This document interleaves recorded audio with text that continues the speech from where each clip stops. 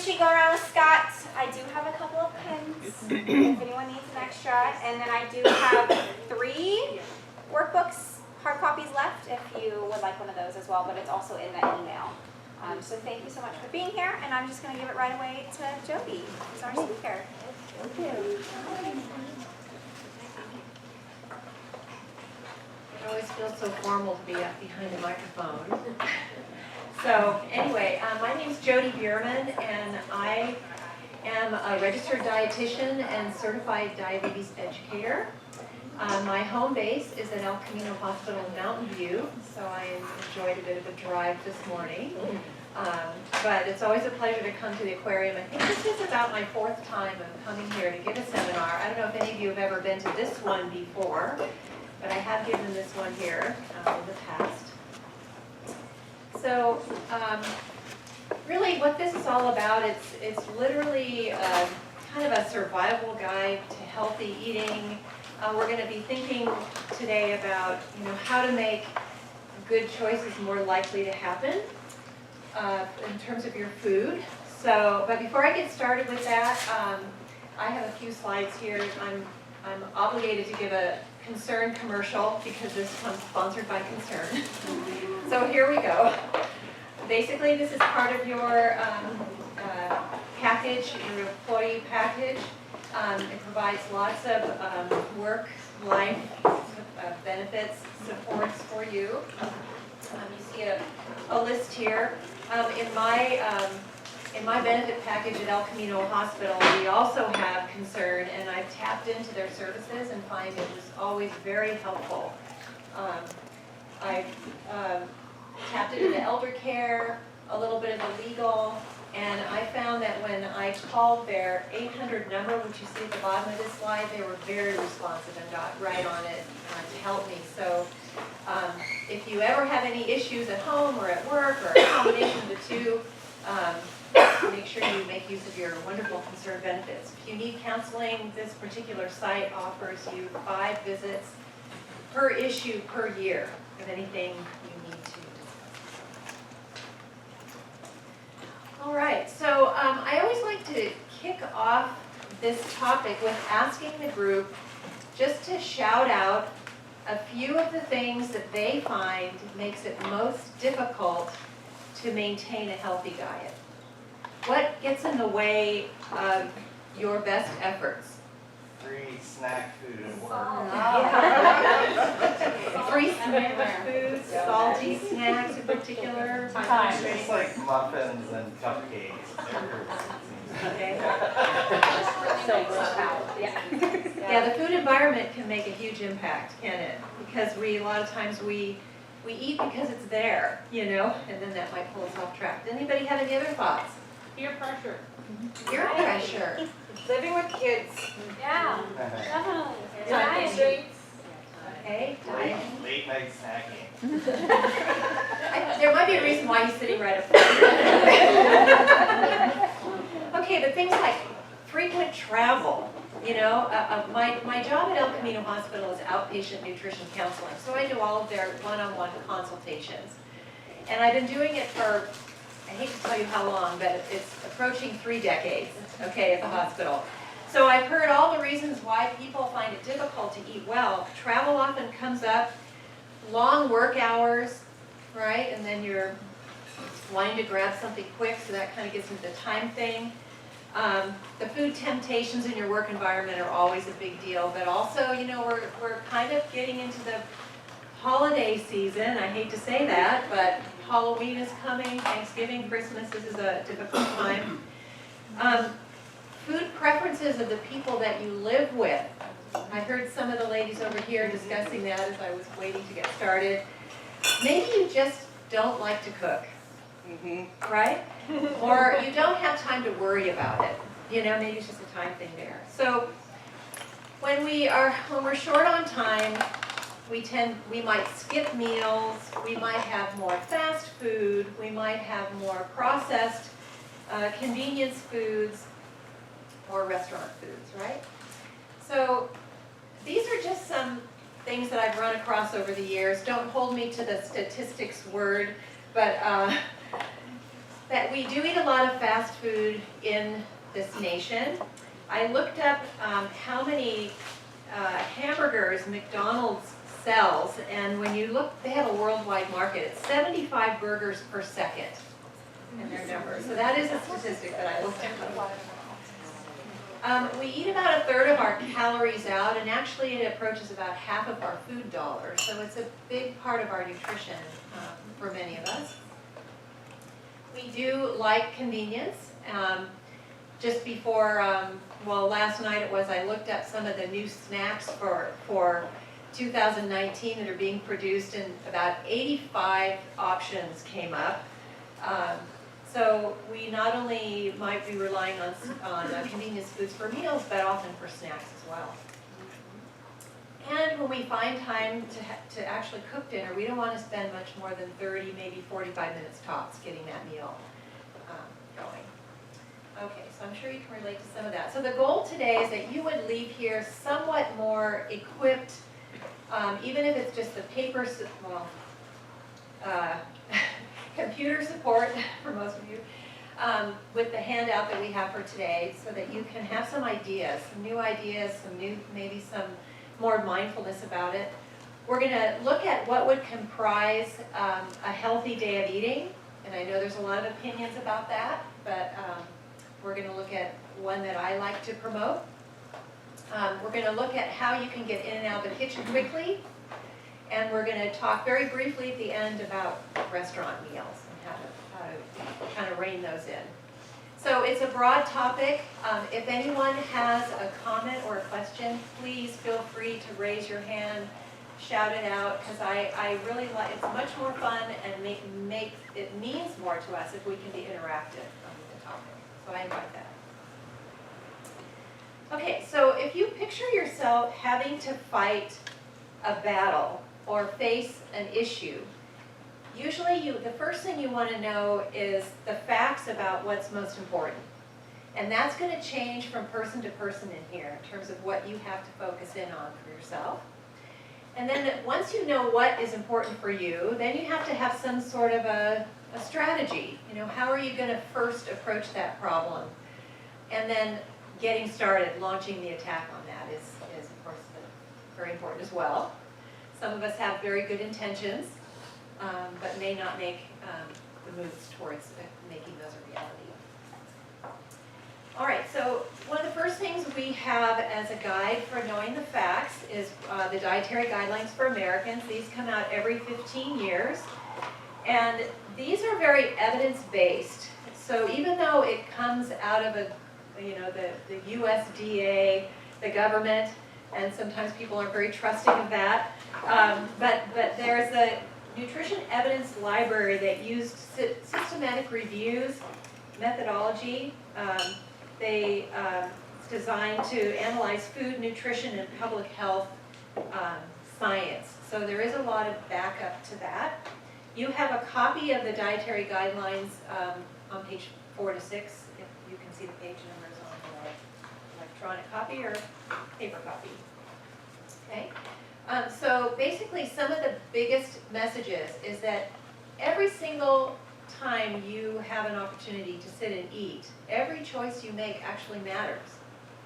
Because it's how things add up over time that create your health picture as you age. Okay, so yes, we can have special things here and there that go on to pull us way off track.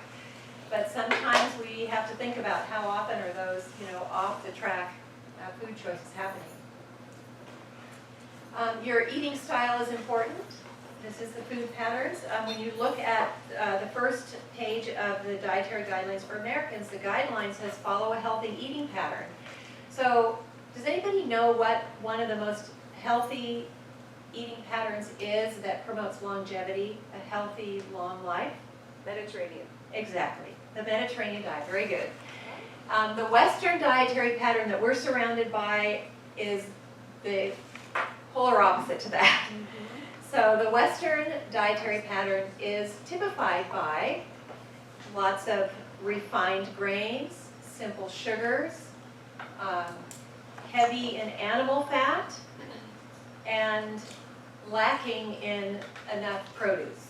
essentially that's the Western diet in a nutshell. Like, high salt.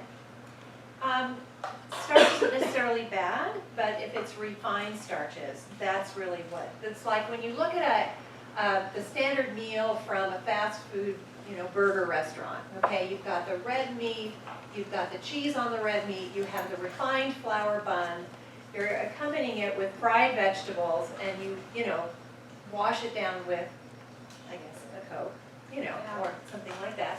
So that would be typical of the Western pattern. And you top it off with ketchup. Or ranch. Okay. All right.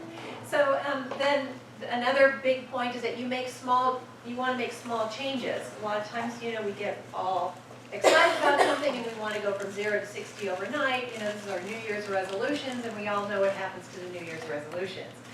So we want to make small changes bit by bit to make things stick. And we want to be promoting healthy nutrition in our schools and our workplaces and so on. All right, so to give us sort of a visual icon, we have this symbol on the choosemyplate.gov website. So what would you say that is telling you when you just look at that picture? What do you learn from that picture? To eat mostly vegetables, or a good amount of vegetables. Plant-based. Kind of even though. Should have a little bit of everything in portions. Well, variety is definitely important, When you look at that plate, the protein is on a quarter of the plate and all the rest of it is plants. So what my foundational teaching principle is the plant-based diet, because all of your disease prevention, all your antioxidants, your fibers, the things that keep the gut bacteria in a good place to promote health comes from the plants.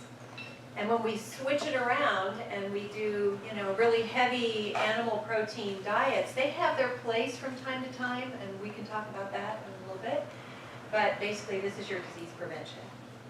So if you've never looked at it, you could go to the choosemyplate.gov website, and you can actually enter your, age and gender, and then they will give you, and your height, and they'll give you basically a pattern to follow that's appropriate for a calorie level that might work for you. Okay, so what I would like you to do now before we go on to the next section is I would like you to turn to page 8, or look at page 8, which is an open chart about a plant-strong diet at the 2,000 calorie level.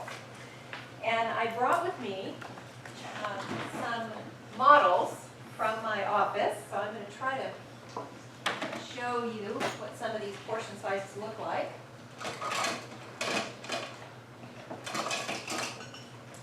Okay. So when you look at I want to focus actually on the top 3 areas, the grains, the vegetables, and the fruits. When you look at the amount of grains that they're giving you, they say 6 ounces, and I see that it says a half a cup, about 1 ounce. That's really good English there. Kind of cross off that S. But anyway, so the target with grains, and not everybody chooses to eat a lot of grain for various reasons, gluten intolerance or blood sugar control. I still recommend that people try to get some whole intact grains in their diet, at least half of the 6 ounces that you would see on the chart. So at least 3 ounces a day. Does that include oats? It does. So here's the first example I'd like to share with you. Okay, so this is a 2-cup bowl. Okay, if you were to take a half a cup of dry oatmeal and add the cup of water and cook that for breakfast, it would make about a cup of oatmeal, and that would be equal to 2 ounces of whole grain. Okay, so some of you, I had that for breakfast this morning. If you go to a sandwich shop and they give you a bread roll that looks kind of about the size of a hamburger bun, that's probably 2 ounces. However, if that is a bagel, does anybody know how many ounces are in a bagel? Not 84. It's 3 or 4 ounces. So therefore, if you had a bagel for breakfast and ate the whole thing, you might be 2/3 done with the grains that you would be part of this pattern. A standard slice of bread. Okay, this is not very big, not very thick. This is a 1 ounce slice of bread. So a sandwich would probably give you 2 ounces of grain. If anybody ever goes to places like Subway or Togo's, the small Togo's or the 6-inch Subway is 3 ounces of grain. One more example. I'll just use this corn model. At dinner, if you have about 1/4 of your plate with a quinoa or brown rice or pasta, you have, that's about 1 ounce of grain. Okay? So when people sit down and they might eat 2 cups of rice, okay, that's 4 ounces of grain. So that's a pretty good hit of grain right there. All right, so now the vegetables is where we really tend to fall short. Up and down, in and out of the box thing. But this is a model for 1/2 cup of broccoli. The vegetable group in this does not just include broccoli and carrots, but it also includes legumes, because that is a plant food. So basically, any plant food that's not a grain or a fruit, you can throw into the vegetable group. Potatoes, so starchy vegetables, that would be part of this as well. And if this is just a 1/2 cup on the plate, you can see that you would need to be covering half the plate to get to 1 cup, and you would need to do that twice, at least in the day, in order to make this target. If you wait until dinner to have your first vegetable, you're probably not going to make it. But you know, I saw a lot of salads in the room as people were sitting down, so that's awesome. If you had a salad that would fill this bowl, 2 cups, the equivalent, if you're trying to add it up, this would be equal to half the plate of broccoli. So a 2-cup salad, it's kind of fluffy, they count that as 1 cup out of this pattern. Okay. Any questions about vegetables? Portions? Okay. Fruits. Fruits are a little more clear cut. Here's a large orange, and here is a 1 cup measure. So if you're going for 2 cups a day, if you have 2 cups of berries, or you have an apple and a banana, or an apple and a pear, you have your fruit covered. All right, so when we think about how our diets come together, if we're in survival mode and we're having to sort of graze our way through the day, those snacks become very important, because you should be thinking about what have I not had today, and then incorporate those into your snacking. Snacks are not always about chocolate chip cookies, you know. So, yes. So I do a good job of eating vegetables at lunch and dinner, but I never eat them at breakfast. Can you recommend a good breakfast vegetable? Well, how about a spinach omelet? That's a good idea. There you go. Some people drink tomato juice. That's kind of fallen out of fashion, but that actually can taste pretty good. Okay. Yeah. That's cool. All right. So can juices count toward your fruits and vegetables? They can. They can count. The juices with the pulp removed are not a great idea, because they become very calorie dense, and they don't provide much satiety value. So that's why we don't want to give kids a lot of juice in the bottle, because they'll just drink and drink and drink, and they'll get way past what they need, the fullness. Sorry. Yes. What about beet? Like beets? Because I know that they're kind of high in sugar or so, but like. They're in the vegetable group. Beet juice. Oh, beet juice? Yeah, like I'll do the beet with like a bunch of leafy like powder greens, and then I'll put 1 fruit. Would that still be considered like too high in sugar? Just because? I would say, you know, with the beet juice, it's not gonna be as concentrated in carbohydrate as, say, orange juice would be, or apple juice would be. It's adding a colorful antioxidant to your smoothie, but just keep in mind that the smoothie you should have as much of the fibers of the fruits and vegetables remaining in there. It helps a little bit with how long it will hold in your stomach. But it's not, that wouldn't necessarily be too much sugar. It's a free food on our carbohydrate, low-starch vegetable list, so it's not that big a concern as a whole vegetable. Things will concentrate a little bit when you make them a fruit juice. So, you know, just use it for a little bit of flavor. Like half a beet instead of like one full beet. Half is probably fine.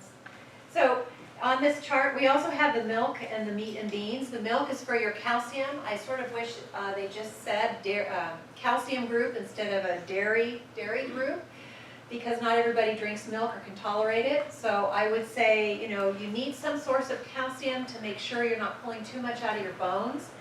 3 cups a day of a calcium fortified plant milk, or 3 cups of dairy milk. Here's your 1 cup glass of milk, okay? 1 cup yogurt would be an equivalent, or a 1.5 ounce cheese would be a calcium equivalent. It gets you to about 1,000 milligrams a day. It's been known to help keep blood pressure down when you get adequate calcium. This is part of the dietary approaches to stop hypertension, the DASH diet. If you will put calcium into your bones until you're 30. After age 30, if you don't get it in your diet, your body will be borrowing it from the bones to support what you need in your cells. And calcium is in pretty much every cell. It's part of muscle contraction and everything. It's a very vital mineral to your health. So you want to make sure that you think a little bit about calcium. If you can't get it with anything that I've mentioned for a source, maybe consider a supplement. Okay, and then the last, just real quickly, the protein group. So this model here is a model of fish. This is a 3-ounce food model. So you can see that it doesn't take a lot of volume in a day to get to the 5 to 6 ounces, which is part of this, out of a 2,000 calorie diet. The equivalence to an ounce of protein, of animal protein, would be 1/2 cup of beans, or the 1 egg. Okay, so if you have a 3-egg omelet at a restaurant, you've got the same protein as in this quarter plate here of fish. Okay. All right, so can you take a minute to think about what you've had to eat in the past 24 hours? And can you grab your pen, and do you have a place, how many of you actually have a paper you can write on in front of you? Okay, well, can you just briefly jot down the last 24 hours and take a little bit of a look at what's missing for you? Okay. Or maybe you already know. Just think about that for a second.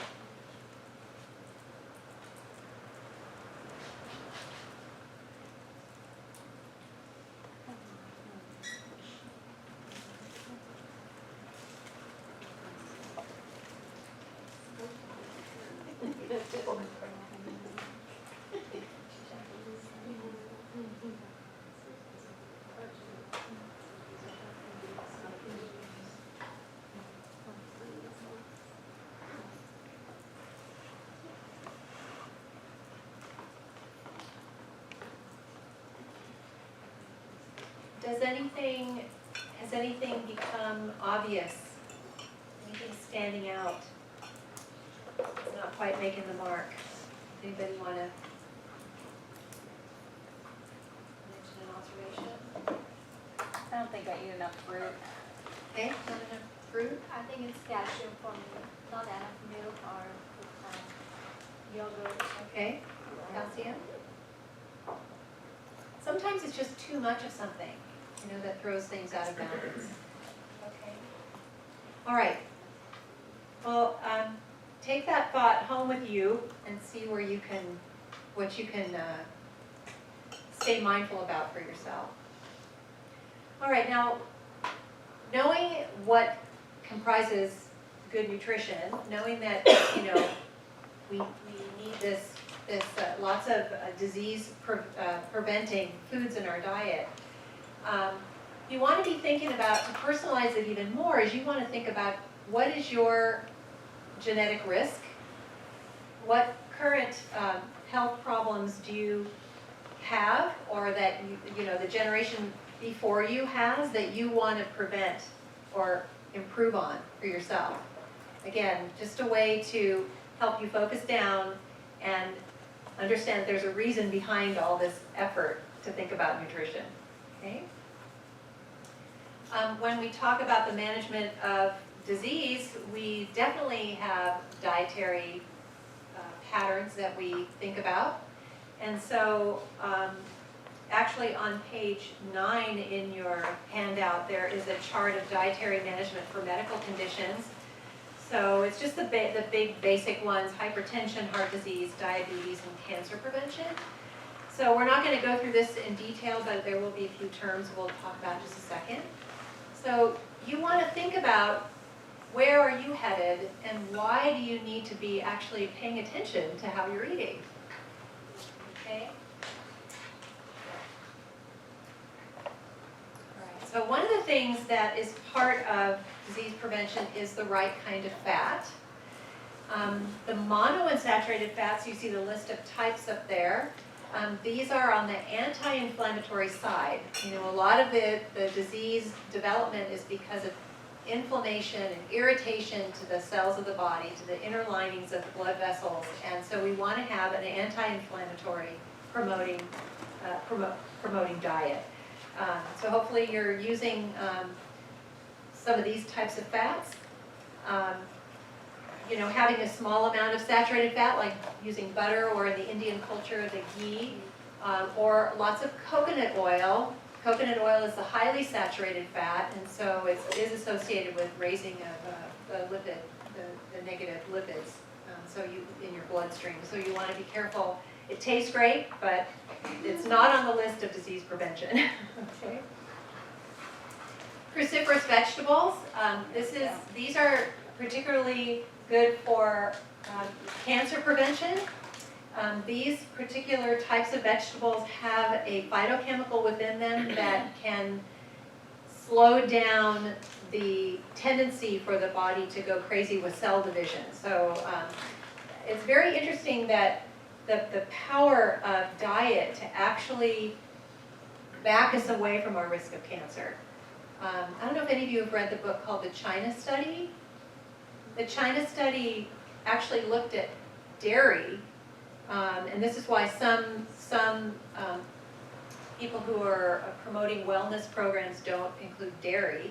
They were able to turn on and off liver cancer in China in their experiments, by adding dairy and then removing it, and they could see the rates of liver cancer going, changing. So diet is very powerful. So dairy Yeah. was good. Dairy- not good liver cancer. Dairy was not good in the Not Asian, good. not in Asia, Gotcha. okay? Now, we don't all have the same genetic profile, Sure. but, so I have yogurt in my diet, but I use soy milk now, or plant milks instead. Okay, sources of omega-3. Omega-3, you guys probably know all about omega-3. You're fish people, right? Okay, so this keeps the blood flowing well. It's anti-inflammatory. There's an association with having fish or seafood in the diet twice a week with lowering rates of heart disease. There is non-animal sources in here as well. Canola oil has, in a tablespoon, it has just as much omega-3 as 3 ounces of salmon. Walnuts is the one nut that has the omega-3. Flaxseed, and there's one seed that's left off the list. Does anybody know what that is for omega-3? Chia? Chia, that's the one, yeah. When I was looking at the list of new snack foods for 2019, a lot of them has chia seeds in it. So. Canola oil is not healthy. Is that healthy? Originally, oil from the canola plant was poisonous, not good for you. Okay. But now they do a refined, a version that has actually quite a bit of omega-3 in it, and it's not the bad stuff anymore. Awesome. But it is a refined oil. Some people would rather have the unrefined oil, so that would be our olive oil, extra virgin olive oil. Okay. All right, I think does anybody have any questions at this point? We're going to launch into planning. Any last questions? Yes, sir, in the back. Opinions on avocado oil or grapeseed oil as opposed to canola oil, or are they all just? Any oil that's liquid at room temperature is on the good side. Avocado oil would have monounsaturated fatty acids in it, which is anti-inflammatory. And what was the other one? The grapeseed, I think. Yeah, grapeseed. So again, they're polyunsaturates, so they're on the opposite end of the spectrum from saturates, so they would be helpful. But we do see that having more monounsaturated types gives it an extra little advantage. Okay. For preventing heart disease. I should tell you what the advantage is. All right, so building a strategy. So how are we going to get this done? So one thing is we want to get organized. Page 11 has various areas of the kitchen to consider. When you walk into a kitchen that is disorganized, you're not going to feel very much like you want to spend much time there. I don't know. That would be how I would feel about it. So if you have to, if you don't know where anything is, if you can't find the right tools that you want to work with, it gets very frustrating to cook.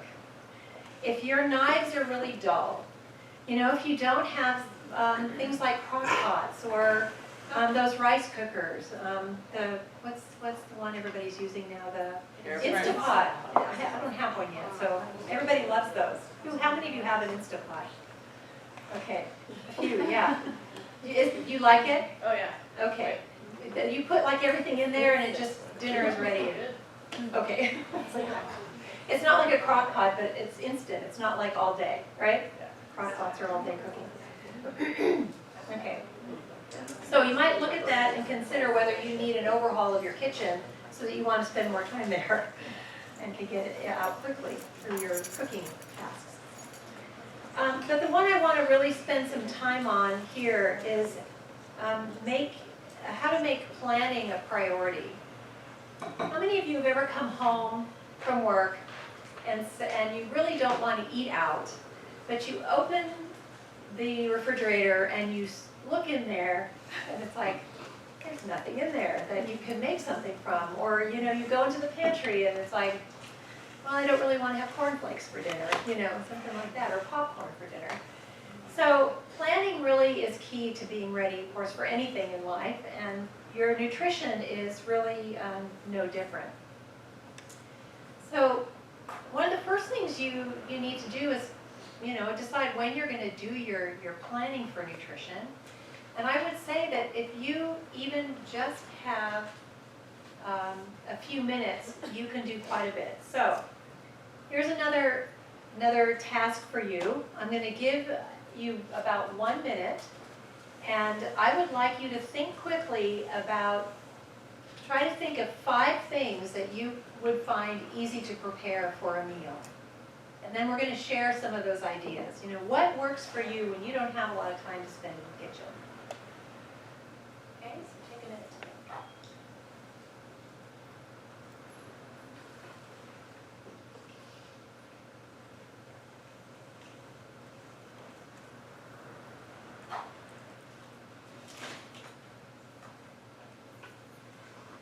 If anybody's ready to share one, open for business. Crock pot, it takes some planning, a little bit of forethought, but then it's just ready and neat. So we do chicken enchiladas, and it's just chicken with the enchilada sauce on it. Okay, and when do you load the crock pot? Sometimes I do it the night before, and if my wife's gonna be home, I'll be like, hey, can you turn this on at a certain time?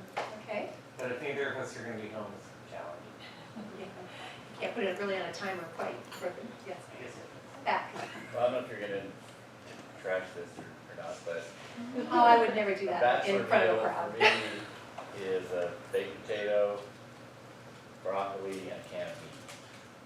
What's the last thing you said? A can of beans, Oh, beans. So baked potato, beans, and broccoli. like black beans. I think that's a fantastic meal. It's quick and easy.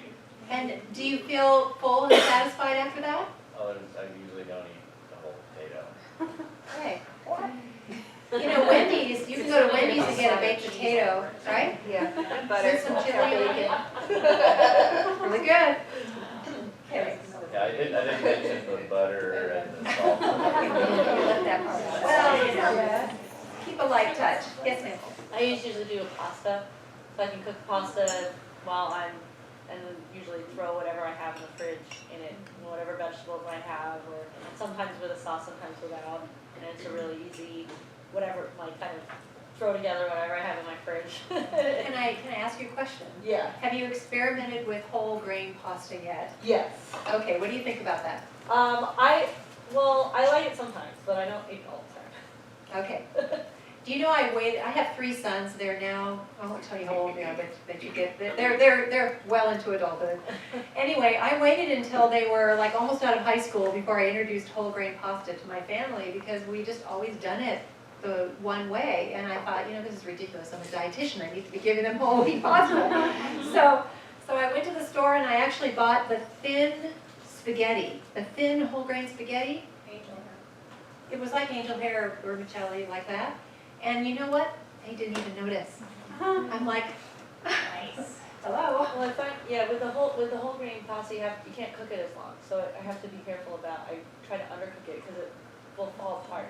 Yeah, so If you cook it. if you're afraid of the texture of whole grain pasta, start with something like the thin spaghetti and then move on from there. What do you think of gluten-free pasta? Okay, the gluten-free thing comes up quite often, actually. You know, there are some people who have to have a gluten-free diet, but I think it's kind of a fad too, or a lot of people use gluten-free thinking it's going to help them for other reasons. If it's somebody's following it for, I don't know, weight loss, that's not really, I mean, grain, it's still grain, it's still a starch thing. So, And that's, my wife needs it for her, diet sensitivity, so. yeah. So um, she's a valid gluten-free, Yeah. So, but it would be just as healthy as like whole grain pasta for me to eat, if I'm just Well, eating what she okay, eats. so the challenge with a lot of gluten-free products is they are refined grains, Right. unless you look carefully. So you can still do like whole grain barley products, whole grain corn products. You can do brown rice-based products. It doesn't have to be white, so you just have to kind of look around. Yeah. Okay. Any other ideas for quick meals? Yes. So they sell baked tostadas, so you just heat them up a little bit. To me, I feel like turkey is the easiest, the quickest one to cook of all like the proteins that I eat, white proteins. Okay, so And tostada. then- Can you all hear her in the back? So baked tostadas, heat them up. I either use avocado or hummus, put it in the bottom, put turkey on top, any vegetables that you want to add, and a little bit of feta. Do you like it? There you go. All right, so if you have those ingredients in the house, you're in business. You Yeah. can just pile it all Love up. them all the time. Any other ideas? Yes. I'll do like roasted vegetables and pork chops on one sheet pan, because then it's only one dish and then, it takes like 20 minutes. Yeah, roasted vegetables are amazing. You know, they turn really sweet. They only take like 20, 25 minutes, something like that. Yeah. I've been, to help me have faster ideas, I subscribe to Blue Apron, and they do a lot. Those the kits to make meals, they come to my door once a week. It has 2 meals that serve 2 to 3 people each. I do the vegetarian versions, and they use a lot of roasted vegetables there. What about soups? Anybody, soups are a great vehicle for just throwing things together. Yeah? Okay, so when you leave today, I've got, I don't know if I have enough, but I have several. These are just a few sample survival recipes. There's a Oriental chicken soup recipe. There's something called Do It in Minutes, which is a pasta toss. Then on the back, don't laugh, there's a bean burrito recipe. So people are starting from, some basic things there. And then there's a recipe for poached fish. I've had people tell me that they don't know how to cook fish, or they freak out about it. I don't know why, but it's one of the easiest things, fastest things to prepare.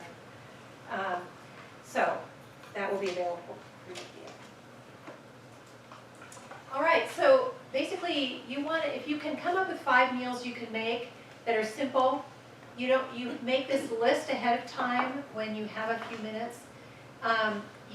Keeping the meal plans flexible means you're not going to be assigning days to these ideas. Like Monday we're going to have this, and Tuesday necessarily we're going to have that. Your job is just to use it as a framework for further planning, which means a framework for your shopping list. So you get this in the house, and then you can decide. But certainly, what might determine what day you have what is if you have a lot of perishable produce, something that's very sensitive to spoiling quickly. You would do that early in the week. That's just something. Okay, a few more thoughts about thinking ahead. Pre-setting. Kind of like the planning, if you're one that tends to skip breakfast or fly out of the house and have to eat on the road, or maybe eat at your desk when you first get here, set things out the night before so that you make sure you have it with you. And then you won't have to necessarily stop at a Starbucks and get, something heavier to eat than you maybe would have chosen. Choosing what you're going to have for dinner by the early afternoon, I think, helps a lot. This is just Jody time here. I used to, I worked in Mountain View, but I lived in Aromas for 12 years. You guys know where Aromas is. It's not too far from here. So I had a long day, long commutes there. And for me, if I didn't know what or wasn't prepared by at least 3 o'clock in the afternoon, we were much more likely to be eating in a restaurant that night. So you want to kind of know where you're going. Pre-prep your recipe components. You can do a lot of chopping on the weekends. Chop in the Blue Apron instructions. They always have you chop all your produce before you even start, and then it just boom, boom, boom, boom, it goes together really fast. It's just something to think about to make the cooking process less of a hassle.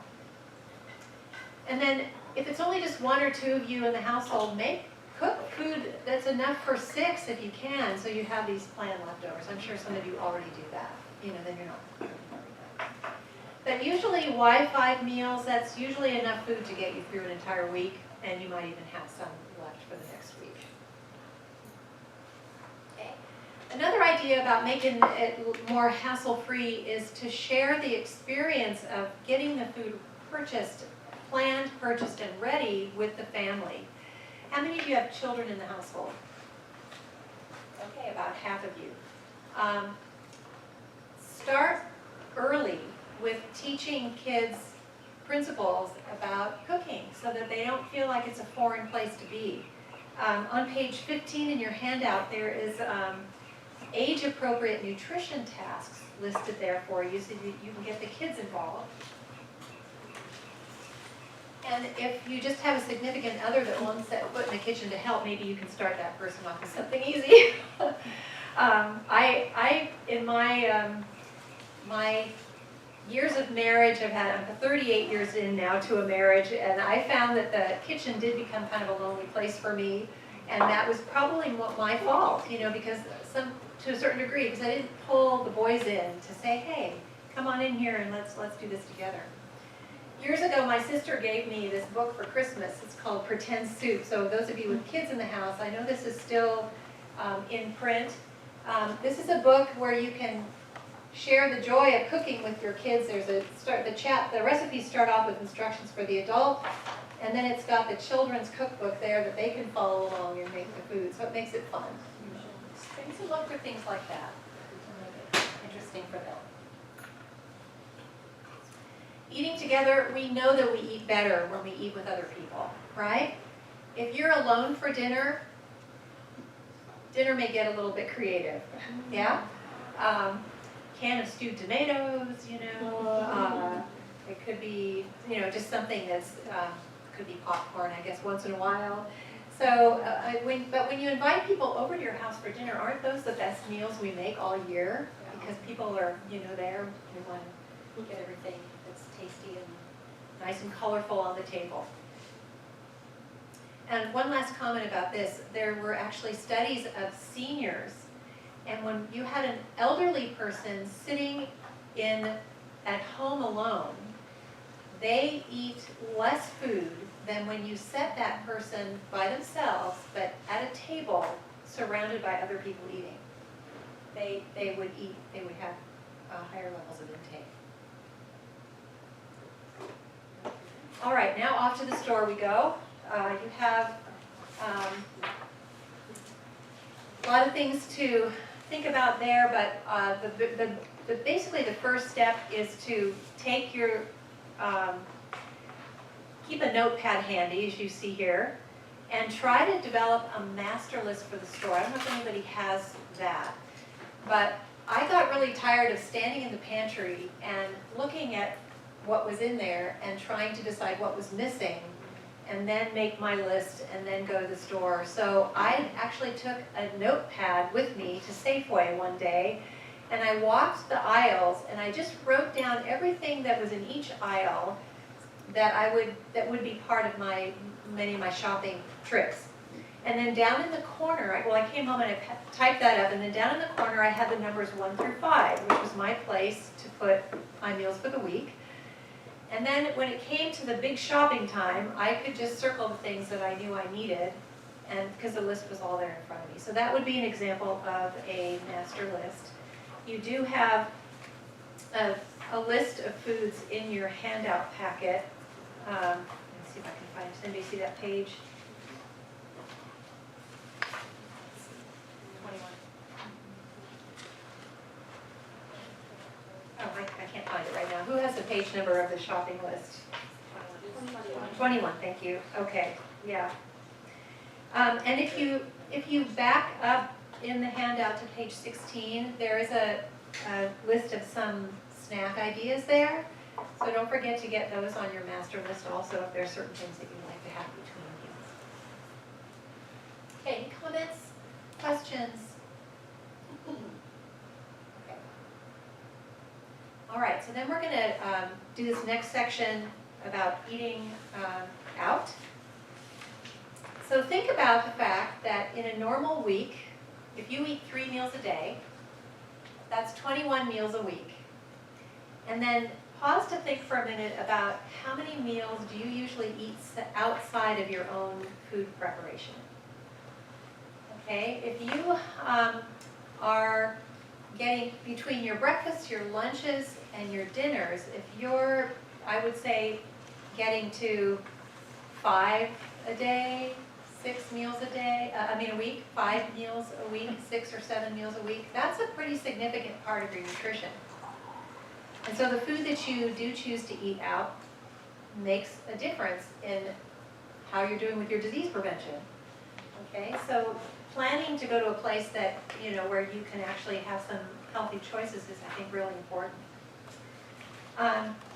Towards the back end of your handout, you have some terms that you might see in restaurants to help you kind of decipher, is it a good preparation term or not? But we want to talk a little bit about maintaining moderation. Can anybody tell me what happens when you go to, let's say, El Torito's or some other Mexican restaurant and you're starving when you get there? Chips and salsa. Okay. All right. I don't know if you've looked at the calorie count of chips lately, but it adds up really fast, and this is the salty girl over here, the one that likes yeah. And then what do we want to wash our chips down with?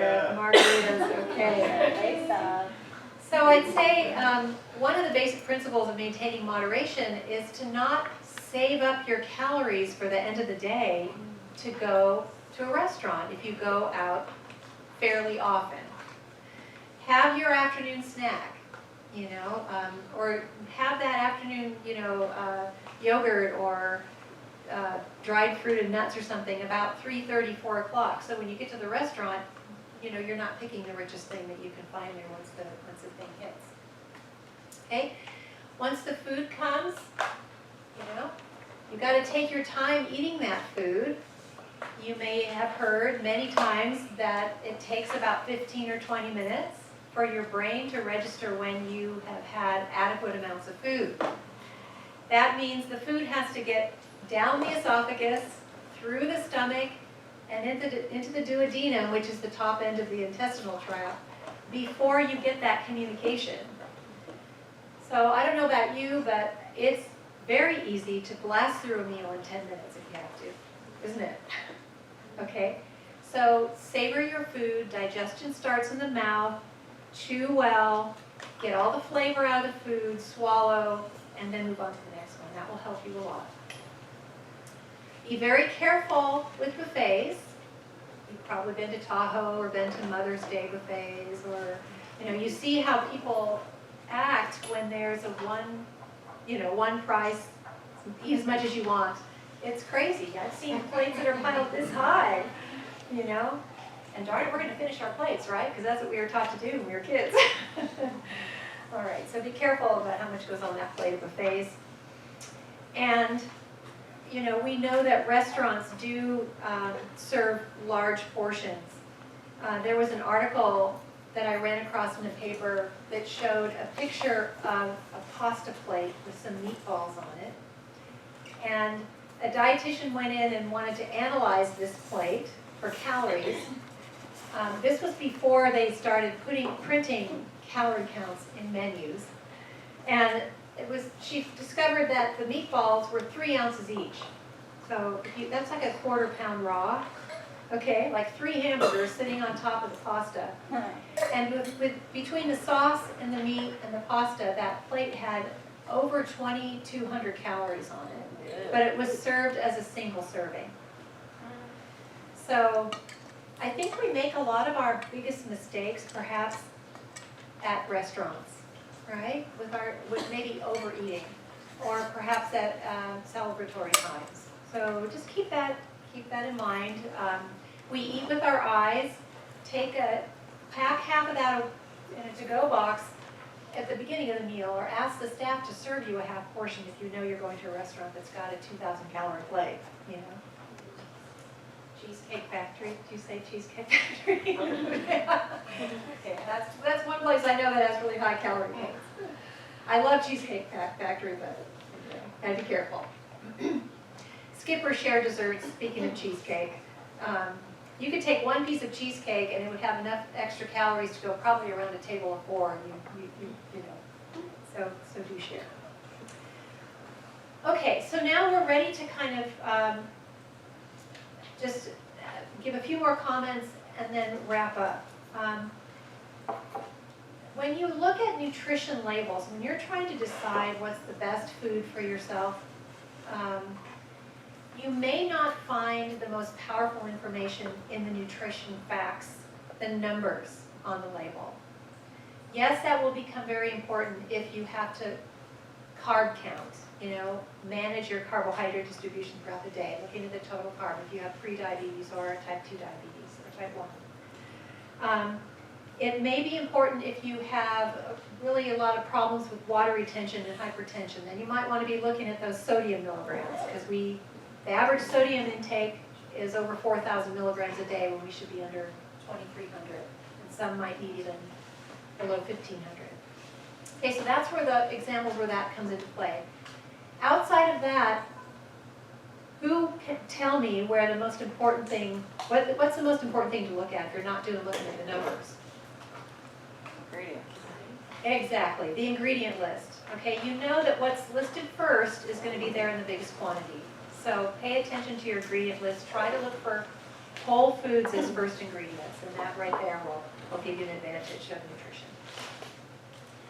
Okay, the last page of your handout has your personal action plan on there. So I would love each of you to think about why you want to be improving your diet. It says, I resolve it for the purpose of improving what? Why is nutrition critical for you to maintain no matter how busy you are? You know, do you want to prevent having a heart attack like your father had, or a stroke like your grandmother had? Do you need cancer prevention? That seems to be the big issue in my family. So that's one of the main drivers for me to go to a plant-based diet.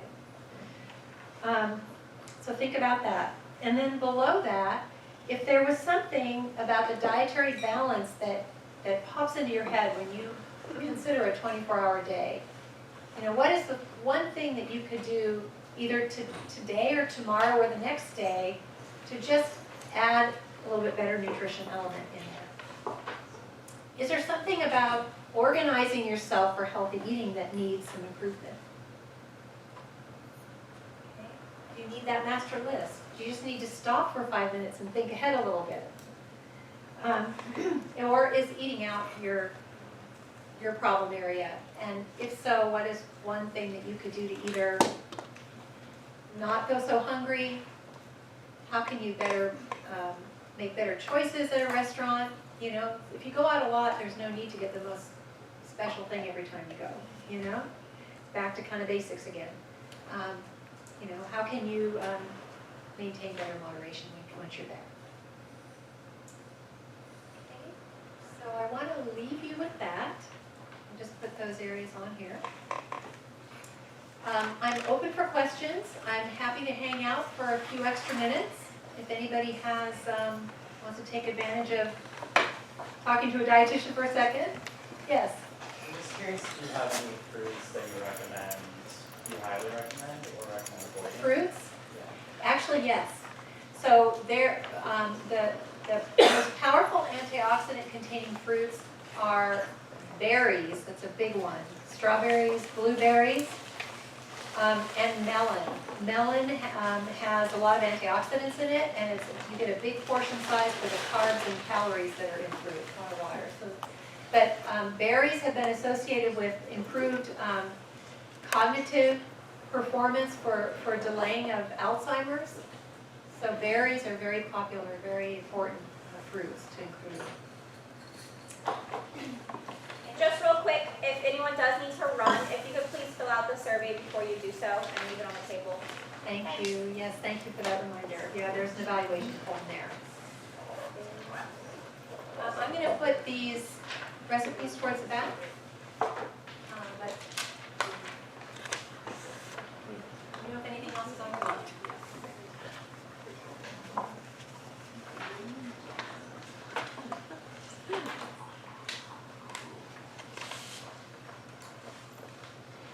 Thank you, Jody. Much appreciated.